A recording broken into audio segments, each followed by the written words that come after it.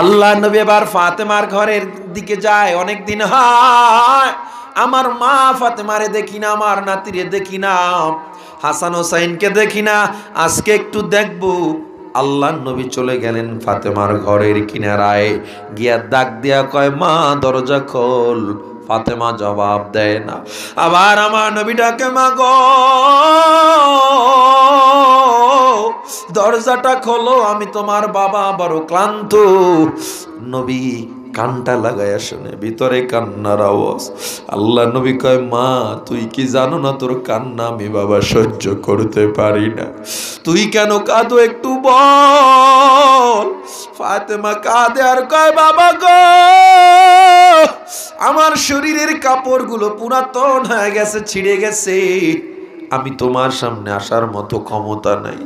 আল্লাহ নবী নিজের গায়ের চাদর জানালা দিয়ে দিল, নে মা এটা গায়ে লাগা।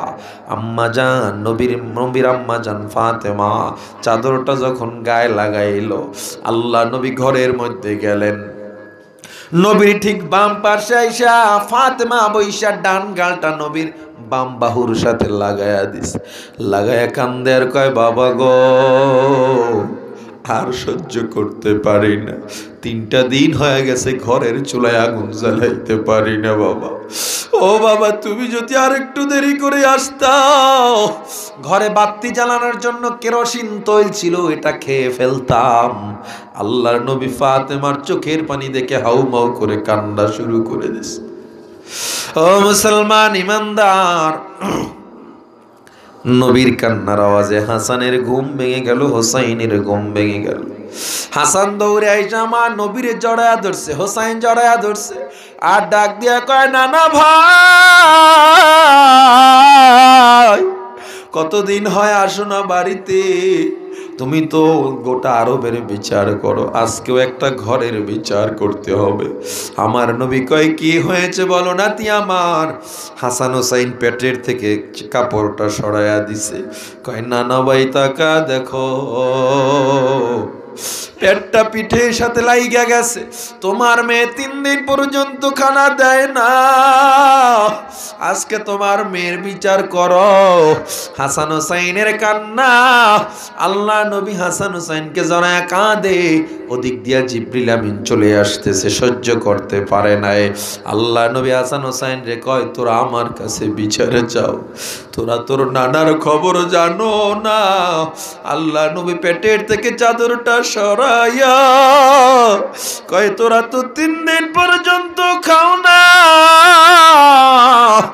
আর তোর নানায় দেখ 7 দিন পর্যন্ত খায় না, দেখ আমার পেটে পাথর বাঁধা। আবু হুরায়রা রাদিয়াল্লাহু তাআলা বলেন, কেন নবী পেটে পাথর বেঁধেছিলেন? ওই মরুভূমির গরমের মধ্যে ঠান্ডা বলতে কিছুই ছিল না। মানুষের পেটে ক্ষুধা লাগলে পেট গরম হয়ে যায়, পেটকে ঠান্ডা রাখার জন্য নবীরা ওই মরুভূমির মধ্যে একটা ঠান্ডা মার্বেল পাথর ছিল, ওইটা ব্যবহার করত। এই পাথর বেঁধেই নবী খন্দকের কূপ খনন করেছিলেন। ও মুসলমান ইমানদার, জিবরিল আমিন এসে কয়, নবী আমার একবার যদি ফাতেমা বলে আমলা উদ্দুনিয়া বিদ্যাহাবি ওয়াল ফিদ্দতি, ফাতেমা যদি একবার কয় জমিন থেকে আসমান পর্যন্ত আমি গোটা স্বর্ণ রূপা দিয়া বোঝাই করে দিব। ফাতেমার নবী কয়, কি চাও? ফাতেমা বলে, বাবা রাযিনা বিল আখিরা, আমি আখিরাত চাই, দুনিয়া চাই না। সন্তান কাঁদে, খানা নাই, ফাতেমার পেটে ক্ষুধা, তখনও তারা আখিরাত চায়। আল্লাহ কয়, জিবরিল সাক্ষী থাক, ফেরেশতারা সাক্ষী থাক। ফাতেমা, আমি ফাতেমার এমন কবুল করলাম, জান্নাতের সরদারিনী তারে বানায় দিলাম। ও যুবক, ওই ভয়ঙ্কর কিয়ামতে নবীরে, তুমি নবীরে একমাত্র সুপারিশগার পাইবা। এমন মায়ার নবীর সুন্নাত না মানলে তো সুপারিশ পাবো না। নামাজটারে সাইরা কই যাইতেছো রে যুবক ভাই, রোজাটারে সাইরা কই যাইতেছো, গান বাজনা মদ জুয়ার মধ্যে জীবনটা কেন কাটাও? সংক্ষিপ্ত জীবনের পিছনে পড়ে দীর্ঘস্থায়ী আখিরাতকে নষ্ট করতেছো। হে বান্দা, আজরাইল হাজির হয়ে গেলে তোমার আমার কি উপায় হবে? যত বাহাদুরি করো, যাই করো না কেন, আজরাইল হাজির হয়ে গেলে আর কিন্তু টেকা যাবে না। নবীর সুন্নাত মেনে নাও ব্যক্তি জীবনে, পারিবারিক জীবনে, রাষ্ট্রীয় জীবনেও নবীর সুন্নাত দরকার আছে না নাই? নাকি শুধু ঘরে বয়া বয়া তসবিহ টিপার নাম ইসলাম? সব জায়গায় ইসলাম লাগবে কিনা? কিছু কিছু মানুষ কইতে চায় তাহাজ্জুদ পইরা আল্লাহরে বললে ইসলাম কায়েম হয়ে যাবে। এটা মুনাফিকি ছাড়া কিছু না।